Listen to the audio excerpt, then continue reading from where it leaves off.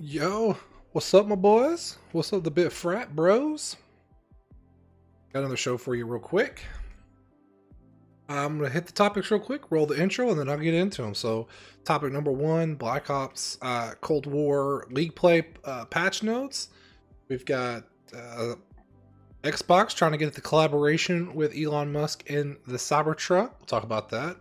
The Xbox is outselling the PlayStation 5 and the Nintendo Switch. Elon Musk's Starlink is now out for pre-order. We've got EA potentially pulling the plug on Anthem. Finally, we got a sneak peek of Jared Leto's Joker costume. And we've got, what else is the last one here? Cyberpunk 2077 developer, CD Projekt Red, I'm sure you've heard of it. They are under attack. They've been hacked. The Cyberpunk hackers have been hacked. So, right after the intro, we'll get into it.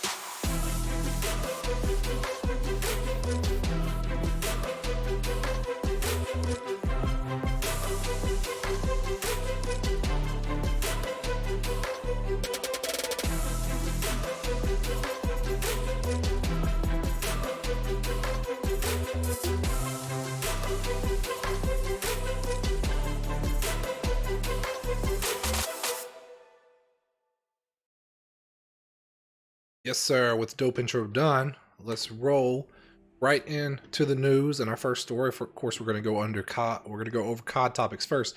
So, Black Ops League Play just came out yesterday. Should already have your placing and everything, but people were pretty unhappy with the rule set because it doesn't quite match what the pros are playing with. So they've already made some tweaks on the first day.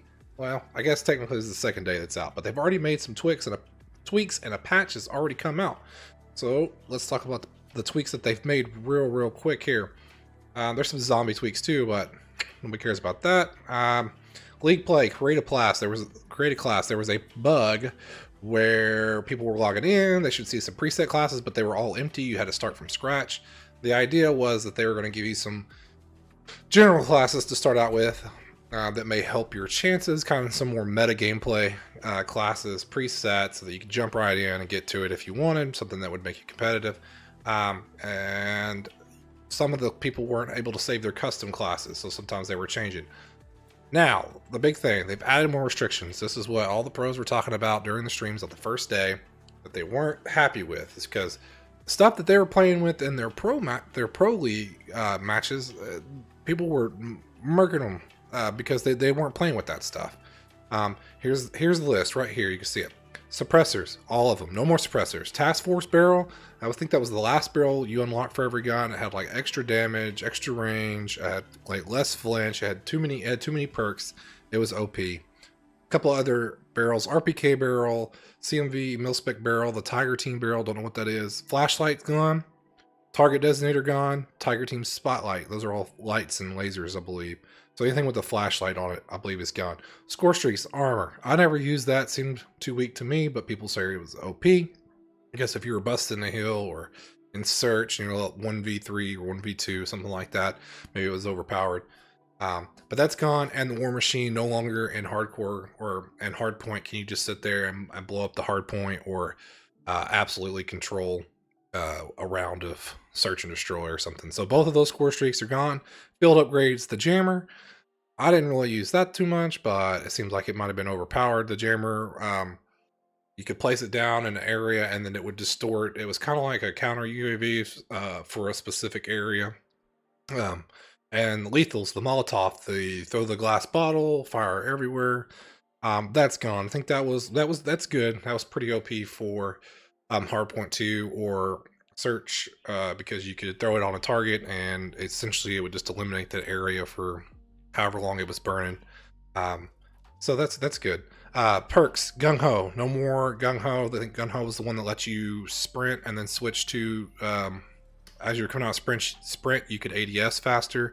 It also, if you were running two guns, it would let you switch between the guns. I don't think that the perk that lets you have two primaries is allowed. I'm pretty sure it's not. But if you had a sniper and a pistol or something like that, then you could still be able to switch pretty quick. That is out.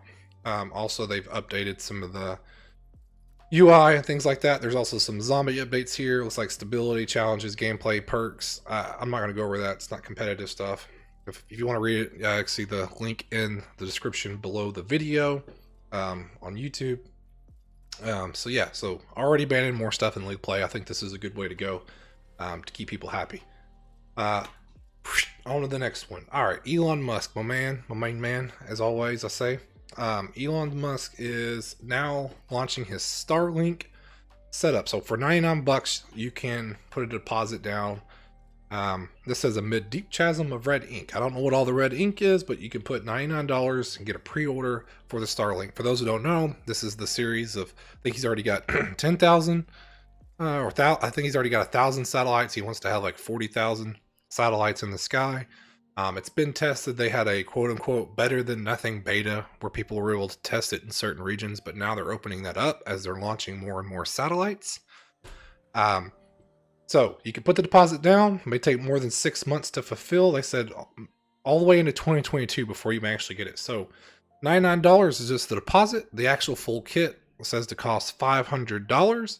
It's kind of an antenna that you aim at the sky and it will automatically find its satellites, and it's got low latency, high speed internet for, the idea is anywhere in the world. I think right now the people who are going to be able to get one soon are going to be in the areas with the best coverage. As they launch more satellites, you will be able to get your order filled. They're not going to send it to you if they don't have coverage in your area. So I think it's kind of geolocation based in that way. So, there's more information in here if you want to know, talking about Starlink, maybe having an IPO at some point, becoming profitable, that kind of thing. If you, again, if you want to see more of that, check out the description. Main thing here is that you can pre-order the Starlink, internet service from SpaceX, for 99 bucks. It's going to cost you, 500 plus, I guess, taxes and some fees, but you can get in right now for 99 bucks. Also, Elon Musk, somewhat, since he also owns Tesla, the Xbox director, which is Aaron Greenberg, saw Elon's tweet a while back where he said that somebody asked him what games he played, and he said only Halo. Well, apparently Aaron Greenberg liked that and said, hey, we need a Tesla and Halo collab happen at some point. It got all kinds of shares, likes on Twitter. And then basically he came out and said, I don't know of anything actually going on. It's just a dream to collaborate. Hey, if you like the idea, speak up. Maybe something in the future could happen. Who knows? So it sounds like he's really wanting to wish this into fruition. So I think if enough people make a noise about it and say how awesome this would be, I think it would be cool. So I guess to explain a little further, what he's talking about is the Tesla Cybertruck. It's already kind of a meaty truck, big, lifted up, really odd looking, but he is wanting to take Tesla's Cybertruck platform and make a collaboration, some type of it may just be a one-off like promotional thing, but he's wanting to take the Warthog from Halo, which is their truck, and combine them somehow. I don't know, maybe they could have a special Halo Infinite edition Warthog Cybertruck. That would be seems pretty cool. I think Black Ops or Call of Duty and Jeep did, they had a Black Ops version at one time. The Jeep itself wasn't that special from what I remember. It was badging and stuff like the colors and things like that, but seems like, hey, a flat forest green wrapped Cybertruck that had Halo stuff on it, people I think would buy the crap out of that. So no super solid information on that. Halo Infinite still saying to come at the end of this year. The Cybertruck is been rumored to come at the end of this year, maybe probably going to be next year. I think it all depends on how the Austin, his factory in Austin, how fast that gets done, the super factory or whatever they call it. So that'd be interesting. I'm down. I'm here for that collaboration. We'll see if they make it happen. Next story. All right. EA trying to figure out what they're going to do with Anthem. So if you don't know what Anthem is, welcome to the club. Anthem is a game that came out in 2019, very Iron Man-esque, I would say. You kind of had a super suit. I didn't buy it. I didn't really play it. I was really hyped about it, and then all the reviews were terrible. Reminded me a lot of the Assassin's Creed game when it came out. It's like lots of stuff was broken. It wasn't working. The game wasn't fun. It was very clunky to play. The mechanics were bad. Took forever to play because you had loading screens everywhere. But they've released several patches for the game and apparently have made it quite a bit better. But it never really took on like they wanted. It seems like it's a really cool concept, but the game itself just wasn't that great. Internally, they took a team of about 30 people and they put together what they're calling an Anthem 2.0. And have released some they've released like teasers and tweaks that they may be doing to the game. And now that whole project of Anthem 2.0, which they're now calling Anthem Next, has come to a head. And basically EA, I think the Anthem team of 30 people is going to EA and say, hey, if we want to make this a real game, we're going to need a lot more funding. And so EA has said, okay, come to the meeting and show us what you've got, detailing what we had, where we're at now. Is this a viable option? Before we pour a bunch of money into it. So they're either going to give it a green light or a red light. So either Anthem 2.0 is coming. It'll be called, I guess, Anthem Next is what they're saying here in this article. And we'll see that sometime soon, or relatively soon in game development speak, I guess, since they've already been working on it. Or it's going to get the axe and we'll never hear about it again. So if you're a big Anthem fan, you thought it was great, but it didn't quite live up to your expectations, hopefully you're rooting for this. If Anthem 2.0 gets the green light and they fix a bunch of stuff and it's not a terrible game, I think I'll probably check it out. So if you want to read more on that, check out the description below for the link. And a lot of people are talking about this. I'm not a huge proponent of DC comic movies, but it is what it is. So it is news. So basically, the Justice League came out a couple of years ago, 2019, something like that. And the short story is the original director of the movie had to leave for health reasons. Well, the final movie that came out, a lot of people didn't like it. And the director, Zack Snyder, said that it wasn't really his vision for the movie. He left partway through and it kind of took a turn for what he didn't want. Well, there's been rumors that he's re-editing the movie, the Snyder cut of the Justice League, which they're calling now the director's cut. I think it's going to be like around 4 hours long. Well, with that, basically, the original movie didn't have the Joker in it, but I think on Snyder's time off, he decided that he wanted to have the Joker included in the story. I guess it's kind of one of the best known DC villains, and I think that he just really wanted him in this movie to make him work, and he wanted Jared Leto to play the Joker. Well, if you saw Suicide Squad, that was a very, very different Joker than what's been in a lot of the other DC movies, and not quite as.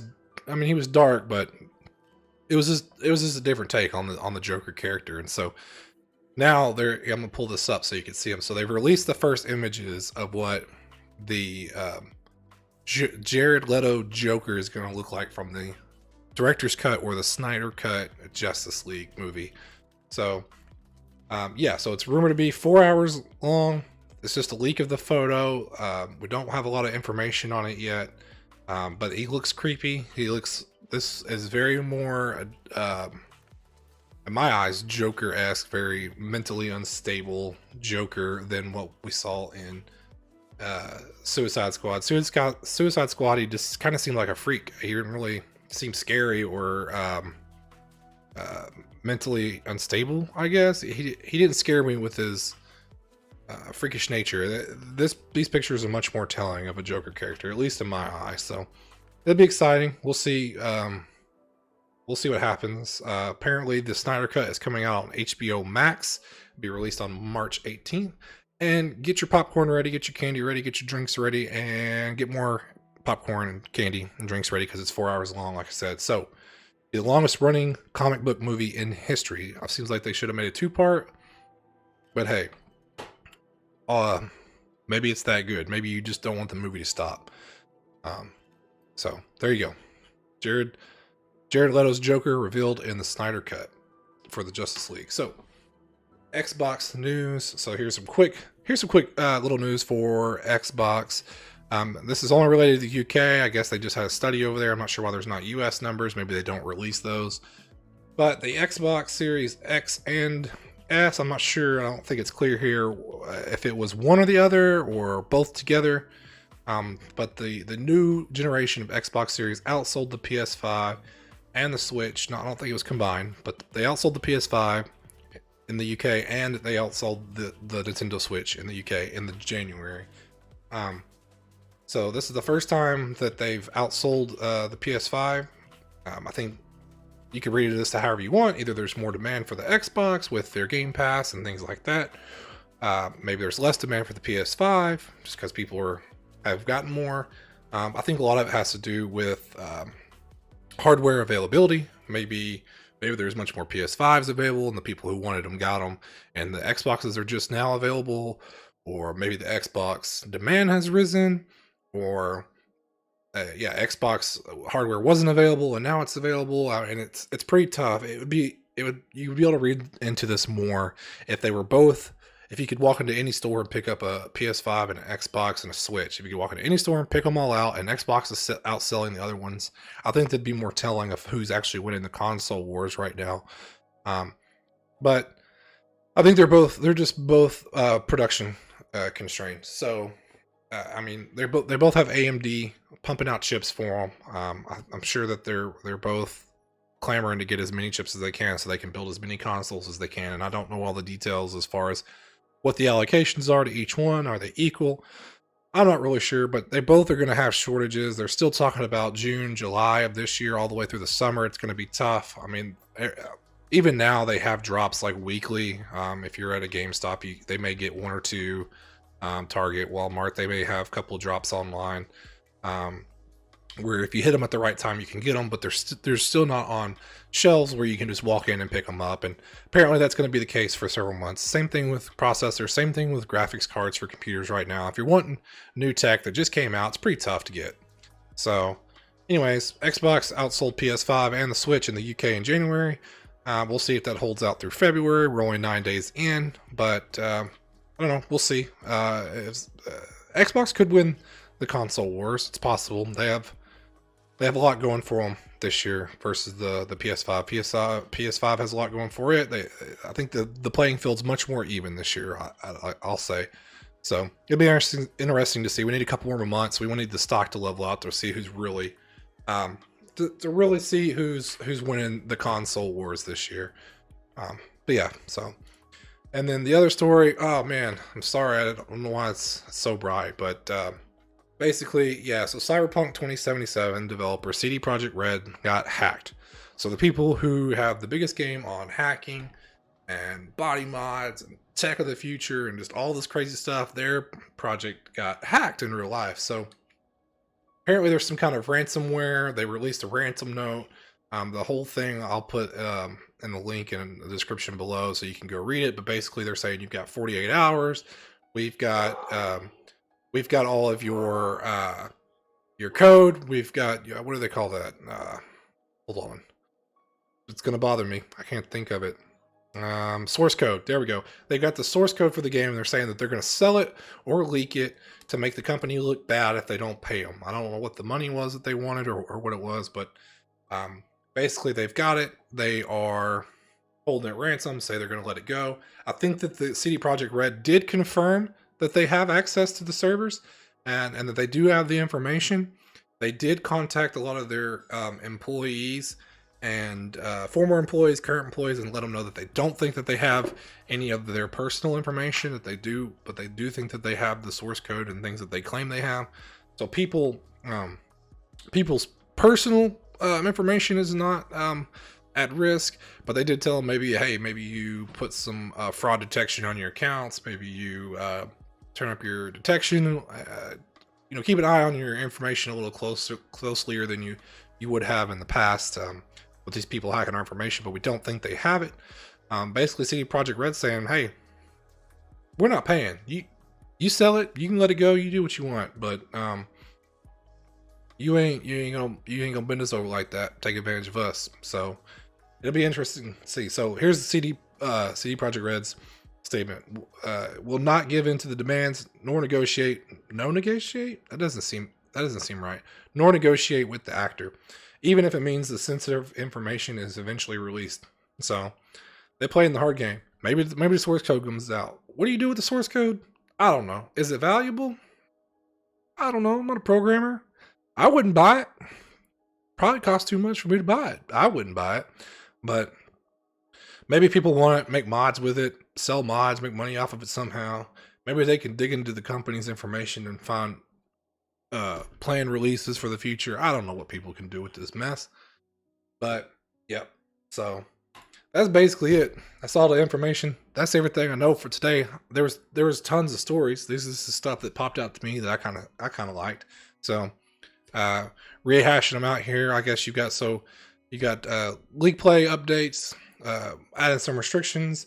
You've got SpaceX taking pre-orders on the Starlink satellite system or internet system, I guess.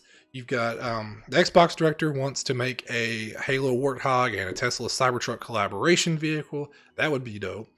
You've got EA potentially making or breaking Anthem. The game's either going to be dead or they're going to make a new version coming soon. You've got a release for Jared Leto's Joker images online for the new Snyder Cut. Snyder Cut Justice League coming out on March 18th, I believe, on HBO Max. You've got the Xbox outselling the PS5 for the first time, and the Switch in January, and Cyberpunk got hacked. The hackers of Cyberpunk got hacked. So that's basically all I got.